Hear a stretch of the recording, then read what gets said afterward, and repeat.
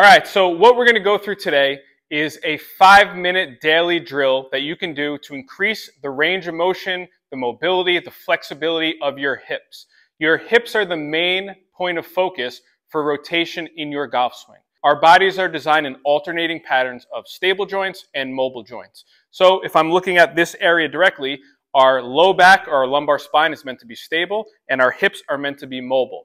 When you lose mobility in your hips, you then have to go to the joint above to steal some of that extra range of motion from a place like your low back, which isn't meant to be mobile, which isn't meant to move. It's meant to be stable. So grab a mat. We're going to go down onto the floor. Each drill is going to be 1 minute in length for a total of 5 minutes. You're going to repeat the same drills then on the other side of your body. All right, so exercise or drill number 1, first minute. We're going to get, for all these exercises, in the same setup position, which is head is relaxing, body is nice and straight.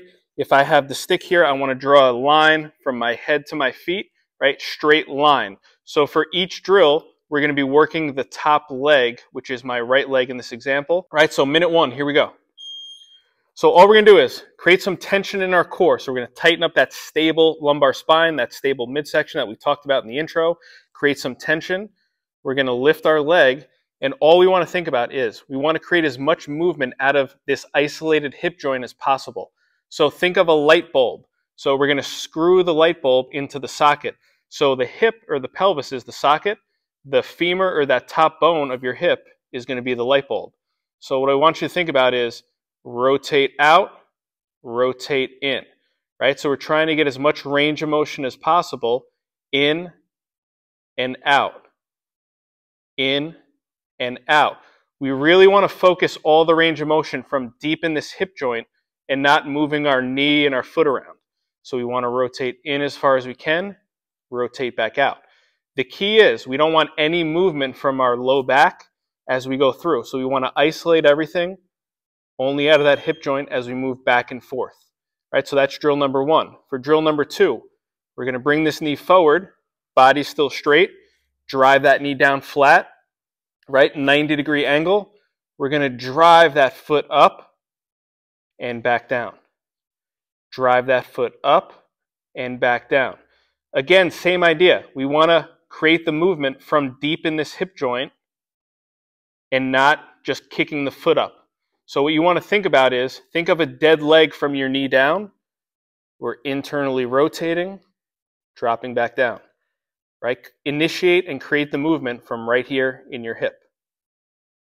Right? Nice and smooth up and down. Our torso's nice and tight. Right? We're not hiking up at all. We're not moving our pelvis or rolling forward. We're just moving out of that hip joint, up and down. Up and down, nice and smooth. As much range of motion as possible, with each rep trying to get a little bit more.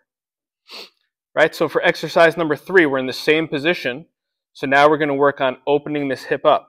So what we're going to do is we're going to drive the knee up high, far as we can, and back down to start.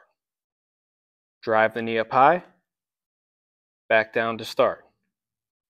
Knee up high, back down to start. Right? Nice and smooth. Again, we're not turning our torso. We're not getting movement from the midsection or our low back. The movement only out of that hip joint. Nice and smooth up and down. And back. Up. And back. Right? Fighting for a little bit more range each time we go through. Right? You should really feel all those muscles now in our glutes and our hips working. Right? So not only are we working the muscles and building some endurance, we're working on the mobility and building more range of motion. All right, so number 3, we're going to start at this top position that we were just in. And now we're going to do the same light bulb idea, but we're just going to do it from here. This is our starting point. We're going to drive the knee down, drive the foot back in. Drive the knee down, drive the foot up, keep the knee where it is, drive the foot back down. Up and back down. So internally rotating this hip. So this happens every time you swing a golf club. Again, the less internal rotation you have, the more your low back has to pick up some of that slack and create more movement from that low back, which for a lot of people leads to tightness, leads to some strains, leads to some pain, leads to some injuries. So nice and smooth.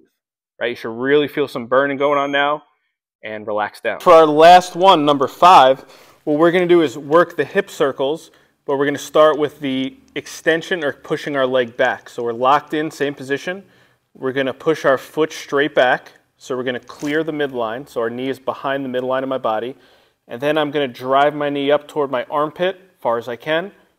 Big circle around, and back to start. So I'm keeping my knee bent at 90 throughout the whole range of motion, driving that knee high and around, right? Keeping that torso tight, keeping my spine nice and still, all the movement coming out of that hip joint, nice big circles moving smooth through. You almost want to feel like if you were inside of a pool and you're moving through water, you want to move nice and smooth against that resistance versus just kind of throwing the leg around in a circle. You really want to slow it down, right? Feel that hip joint working and work nice and smooth around, right? So that completes 5 different exercises, 1 minute for each exercise. What you're going to do now is rewind the video, go through the same exercises from the other leg on the other side of your body. So just some post-exercise follow-up, making sure everybody understands what we're doing, is each drill is 1 minute in length.